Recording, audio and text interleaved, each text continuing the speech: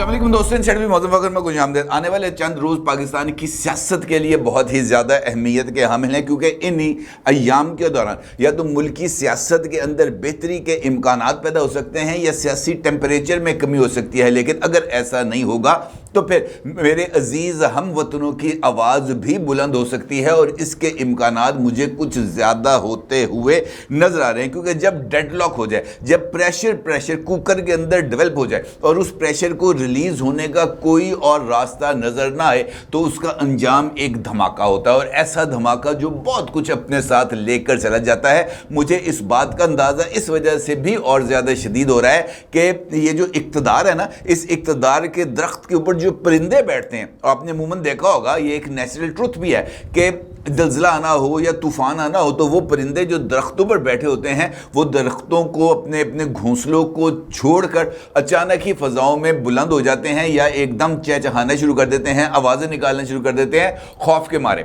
मुझे ऐसे लगता है कि इस वक्त जो इक़्तिदार का दरख्त है, वहाँ पर जो परिंदे बराजमान हैं, उनकी तरफ से भी जो आवाज़ें बुलंद हो रही हैं, वो इस बात की तरफ इशारा कर रही हैं कि जनाब ये जो ख़तरा है ये अब बहुत ही ज़्यादा तेज़ी से हमारी तरफ बढ़ रहा है। कैसे? ये एक बहुत ही इंपॉर्टेंट सवाल है, और अगर हमें इस सवाल का जवाब चाहिए तो चंद मिसालें आपकी खिदमत में पेश करता हूं जो हमारे सामने पूरी की पूरी सूरत हाल को बहुत ही ज़्यादा वाज़े कर देगा। वज़ीर आज़म पाकिस्तान जनाब शहबाज शरीफ साहब के मुशीर हैं सियासी अमूर के, जनाब राना सनाउल्लाह साहब, और राना सनाउल्लाह साहब एक सियासी कारकुन की हैसियत से बहुत ही ज़्यादा मोतबर भी हैं, और वो उन पाकिस्तान के सियासतदानों में शामिल हैं जिन्होंने मार्शल लॉ भी भुगता है, जिन्होंने किला भी काटा है, और पाकिस्तान की जमहूरियत के लिए उन्होंने जनरल मुशर्रफ के आमराना दौर के अंदर तशद्दुद का सामना भी किया था, और इस हद तक गलीज़ तशद्दुद का सामना किया था कि उनके जनाब सर के बाल मूंड दिए गए थे, उनकी भवों को काट दिया गया था, उनकी मूँछों को काट दिया गया था,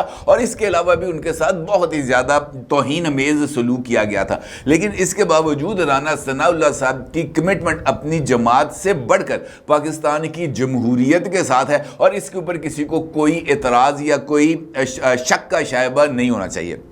अब अगर राना सनाउल्लाह साहब जो ये जो 8 फरवरी का इलेक्शन है ये हार भी चुके हैं, लेकिन इसके बावजूद वो वज़ीर आज़म के सियासी अमूर के मुशीर हैं, और सियासी अमूर के मुशीर होने की हैसियत से उन्हें इस वक्त इक़्तिदार की ग़ुलाम गर्दिशों के अंदर जो चहमगोइयाँ हो रही हैं, जो सरगोशियाँ हो रही हैं, ये उससे भी बखूबी आगाह हैं, और इस वक्त ये जो स्याह बादल छाए हुए हैं इसकी हकीकत से भी वो आगाह हैं, और इसके अंजाम की भी वो खबर रखते हैं। और शायद यही वजह है कि राना सनाउल्लाह साहब की तरफ से एक बयान सामने आया है, एक उनकी तरफ से एक गुफ्तगू सामने आई है जो बहुत ही ज़्यादा अहमियत की हामिल है, और जियो टीवी के एक टॉक शो में जनाब हामिद मीर साहब उसको होस्ट करते हैं, कैपिटल टॉक, और वहाँ पर पाकिस्तान तहरीके इंसाफ के अहम रहनुमा की मौजूदगी के अंदर अगर राना सनाउल्लाह साहब इस बात का इजहार करते हैं कि बात ख्वाजा सराओं तक पहुँच गई है, तो फिर सियासतदानों को बैठ कर सोचना चाहिए कि जनाब ये मामला क्या है। राना सनाउल्लाह साहब इस बात का भी इजहार करते हैं कि PTI की पार्लियामेंट में नुमाइंदगी है, ये पता करें कि ख्वाजा सरा कौन थे। मुद्दई भी तफ्तीश का हिस्सा होता है, मुद्दई भी सबूत फराहम करता है, और इसके जवाब में पाकिस्तान तहरीके इंसाफ के रहनुमा और अब्बास पब्बी का कहना था कि ये ख्वाजा सरा कौन है, कहाँ से आए थे, इनको ढूंढना कोई इतना ज़्यादा मुश्किल नहीं है। लेकिन इशू ये है कि अगर ये ढूंढे भी जाए तब भी इनका क्या जो है ना, इनसे किस तरीके से बाज़ पुरस की जा सकती है। उनका ये कहना था कि अगर हमारी जान की थोड़ी सी भी वक़्त है तो हुकूमत को इस मामले में को संजीदगी से लेना चाहिए, जिस पर राना सनाउल्लाह ने कहा कि हम तो कई मरतबा इस बात का इजहार कर चुके हैं कि हमारे साथ बैठकर कोई रास्ता निकाले, क्योंकि सियासी कुव्वतों के साथ बैठकर ही रास्ता निकालती हैं। पीपल्स पार्टी और मुस्लिम लीग नून के दरमियान मुखासमत तारीख का हिस्सा है, लेकिन इन दोनों जमातों ने इस बात का इदराक किया कि जनाब हमारे इख्तलाफात से पाकिस्तान की کی جمہوریت, پاکستان کی معیشت اور پاکستان کی معاشرت, یہ سب کچھ کمزور ہو رہا ہے. لہٰذا ہمیں مل جل کر آگے بڑھنا چاہیے. سیاسی اختلافات اپنی جگہ پر, لیکن یہ سیاسی اختلافات دشمنی کے حد تک نہیں جانے چاہیے, اور اس کی بنیاد پر ہم نے پیپلز پارٹی کے ساتھ میثاق جمہوریت کیا. اب ہم پاکستان تحریک انصاف سے کہتے ہیں کہ آؤ ہمارے ساتھ آ کر بات چیت کرو, اور پاکستان تحریک انصاف کہتی ہے کہ ہم نے آپ کے ساتھ بات نہیں کرنی, ہم نے ان کے ساتھ بات کرنی ہے, اور وہ کہتے ہیں کہ ہم نے آپ کے ساتھ بات نہیں کرنی. تو اس صورتحال کا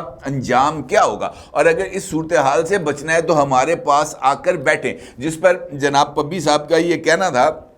کہ اگر ہم آپ کے ساتھ آ کر بیٹھ جائیں گے تو وہ آپ کے ساتھ کیا سلوک کریں گے, وہ دباؤ آپ کے اوپر نہیں آئے گا. جس پر رانا ثناء اللہ صاحب نے کہا تھا کہ جناب آپ آئیں, بیٹھیں تو صحیح, گفتگو کا آغاز تو کریں, کیونکہ اگر یہ گفتگو نہیں ہوگی تو پھر یہ انجام کچھ زیادہ دور نہیں. اب اس بات کا اظہار اس حوالے سے بھی بہت زیادہ اہمیت کا حامل ہے, جس کا خدشات رانا ثناء اللہ صاحب اظہار کر رہے تھے. اور اگر آپ کو ایک پوسٹ میں دکھاؤں جو اس وقت, جس کا آپ اس وقت اپنی سکرین پر دیکھ سکتے ہیں, یہ پاکستان تحریک انصاف نے اپنے official X account, former Twitter account پر شیئر کی ہے. عمران خان صاحب کی تصویر کے ساتھ اس پوسٹ کو شیئر کیا گیا ہے, اور کل اڈیالہ جیل میں میڈیا کے ساتھ ہونے والی گفتگو کے اہم ترین نقطے کو اس پوسٹ کے اندر شیئر کیا گیا ہے, جس میں اس بات کا اظہار کیا گیا ہے کہ قوم تیار ہو جائے, میری پارٹی تیار ہو جائے, میرے M Ps M N As تیار ہو جائیں, میری پارٹی کے عہدیدار تیار ہو جائیں, میری پارٹی کے ورکر تیار ہو جائیں, اور سب سے بڑھ کر یہ کہ پاکستان کے عوام تیار ہو جائیں, کیونکہ اب سٹریٹس کے اندر یعنی گلی کوچوں کے اندر یہ جو حق کی لڑائی ہے یہ لڑنے کا ٹائم آ گیا ہے. تو اس کا مطلب یہ ہے کہ جو عمران خان صاحب ہیں وہ بھی یہی اس بات کا اظہار کر رہے ہیں کہ جناب میرا بھی بوائلنگ پوائنٹ آ گیا ہے, اور اس کا عنوان بھی اگر وہ یہ رکھتے ہیں کہ انف از انف, تو اس کا مطلب یہ ہے کہ وہ اس بات کا اظہار کر رہے ہیں کہ جناب میری تو ہو گئی جی بس. اور اگر آپ ان کی تقریر کے یا ان کی میڈیا ٹاک کے اہم ترین نکات کو دیکھیں تو وہاں پر بھی ہمیں اسی بات کا اظہار نظر آئے گا کہ پاکستان تحریک انصاف اس بات کا اظہار کر رہی ہے کہ جناب یہ جو ہے نا انسانوں اور جانوروں کے معاشرے میں فرق ہوتا ہے. پاکستان تحریک انصاف کے بانی چیئرمین عمران خان کہتے ہیں انسانوں کا معاشرہ لوگوں کے دل جیت کر چلایا جاتا ہے. بورس جانسن اور ہیرل ملن کو اخلاقی بنیادوں پر حکومتیں چھوڑنا پڑی تھیں, اور ان کا یہ کہنا تھا کہ جناب پاکستان کے اندر جو کچھ جناب رؤوف حسن صاحب کے ساتھ ہوا ہے, اس کی بنیاد پر یہ بات اب بہت ہی زیادہ واضح ہو گئی ہے کہ پاکستان کو خوف کے ذریعے چلایا جا رہا ہے. پی ٹی آئی کو جلسے تک کی اجازت نہیں دی جا رہی. پھر وہ یہ کہتے ہیں کہ ہمیں پتہ ہے کہ رؤوف حسن پر حملے کے واقعے کے پیچھے کون ہے. رؤوف حسن کے ساتھ جو کچھ ہوا اس سے ثابت ہوتا ہے نظام ڈنڈے کے ذریعے چلایا جا رہا ہے. پارٹی تیار ہو جائے, سڑکوں پر نکلیں گے, ہماری برداشت ختم ہو رہی ہے, ہم سڑکوں پر احتجاج کریں گے. ملکی حالات کی وجہ سے سڑکوں پر نہیں نکل رہے تھے, معیشت اس قابل نہیں کہ احتجاج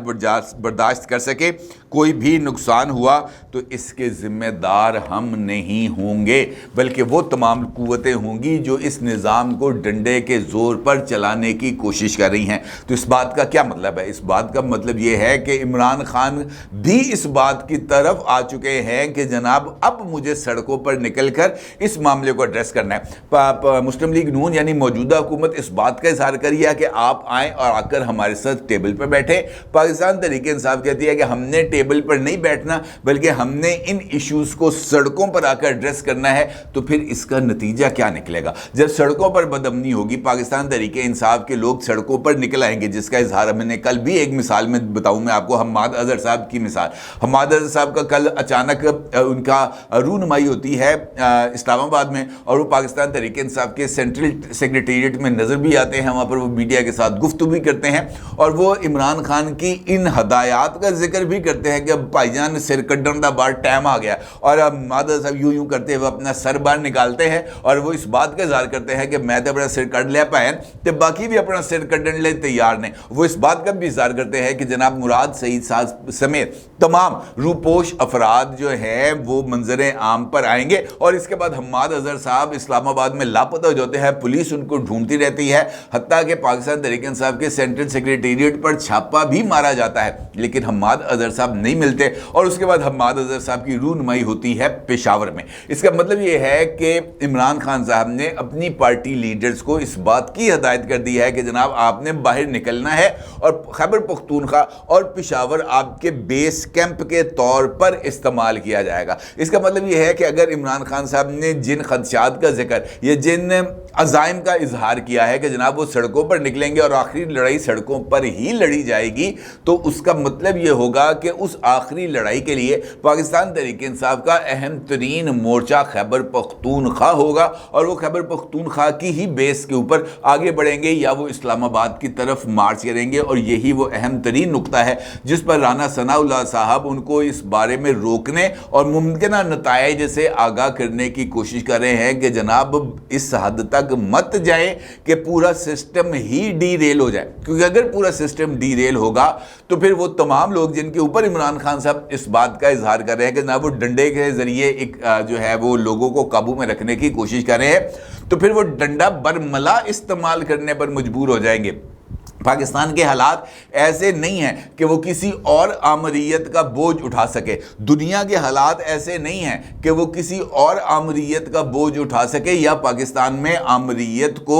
برداشت کر سکے یا پاکستان میں آمریت کو نظر انداز کر سکے، لیکن اگر ایشوز اس طرح کے ڈیولپ ہو جائیں گے کہ ریاست کے اندر بدامنی کی لہر کا پیدا ہونا یا پاکستان کے عوام کو پاکستان کی ریاستی اداروں کے خلاف کھڑا کرنے کی صورتحال ہو جائے گی، تو پھر اس کے علاوہ اور کوئی آپشن نہیں بچے گا کہ میرے عزیز ہم وطنوں کی صدائیں بلند ہوں گی، اور ان صداؤں کو روکنا ہی اس وقت میرا خیال ہے کہ یہ سب سے بڑا چیلنج ہو جانا چاہیے پاکستان کی تمام پولیٹیکل قوتوں کے ساتھ۔ اور اگر آپ غور کریں کہ جب پاکستان کے حالات اس لیول پر آئے ہیں، جب پولیٹیکل ڈیڈ لاک ہوا،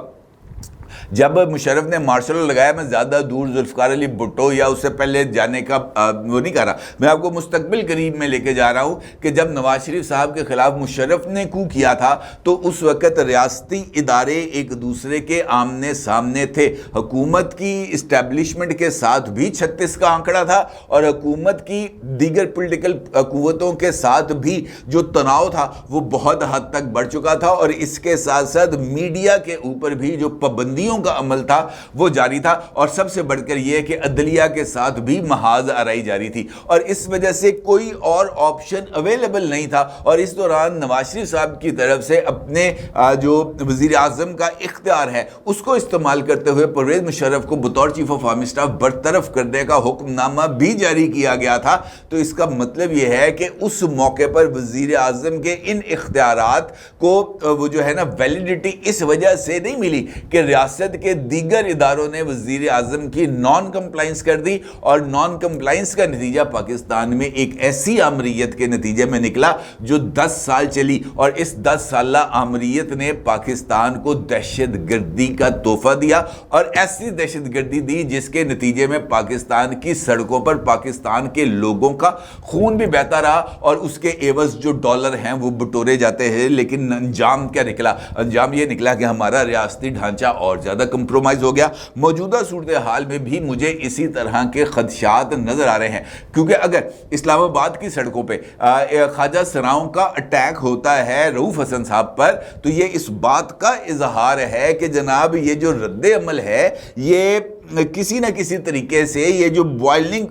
پوائنٹس جس کا میں آپ سے کہہ رہا ہوں نا، یہ جو پریشر بنتا جا رہا ہے پریشر کوکر کے اندر، یہ پریشر کوکر اب مزید پریشر کو سسٹین کرنے کی کیپیسٹی نہیں رکھتا۔ اب دو آپشنز ہیں، یا تو آپ پریشر کوکر کے ڈھکن کے اوپر سے وہ جو اس کا پریشر ریلیزر والا وہ ہوتا ہے سلاٹ، اس کو ہٹائیں تاکہ وہ پریشر ریلیز ہو، لیکن اس کے لیے آپ کو اس طرح کا ماحول کو کریٹ کرنا پڑے گا جہاں پر پولیٹیکل قوتیں آگے آئیں اور اس پریشر کوکر کا آگے سے ڈھکنا ہٹائیں تاکہ وہ پریشر ہٹے۔ لیکن اگر ایسا نہیں ہوتا تو پھر یہ جو نتیجہ ہے یہ کچھ زیادہ بہتر نہیں ہوگا، اور خاص طور پر ان حالات میں جب پاکستان تحریک انصاف یہ چاہتی ہے کہ وہ جناب جمعیت علماء اسلام کے سربراہ جناب مولانا فضل الرحمان صاحب کو بھی اپنے ساتھ ملا کر تحفظ تحریک آئین چلائیں تو یہ بہت ہی زیادہ سنگین صورتحال ہونے جا رہی ہے، کیونکہ اگر جے یو آئی اور پی ٹی آئی اور دیگر لوگ مل کر پشاور کو یا خیبر پختونخوا کو بیس کیمپ بناتے ہوئے اسلام آباد کی طرف آئیں گے تو اس کے نتائج مجھے نہیں لگتا کہ کچھ زیادہ اچھے ہوں گے، بلکہ اس کے نتائج جو ہیں وہ جمہوریت کی بساط کو لپیٹے جانے کی صورت میں نکل سکتے ہیں۔ لہٰذا بہتر یہ ہے کہ پاکستان تحریک انصاف ضد چھوڑے اور جناب رانا ثناء اللہ صاحب کی تجویز اور حکومت کی طرف سے کی جانے والی پیشکش کا مثبت جواب دے اور غیر مشروط مذاکرات کا آغاز کرے۔ یہی انگیجمنٹ آپ کو آگے چل کر ریکنسیلیشن کی طرف لے کے جا سکتی ہے، اگر آپ سمجھیں تو۔ ضرور اظہار کیجیے گا۔ آپ کو بہت شکریہ۔ اللہ حافظ۔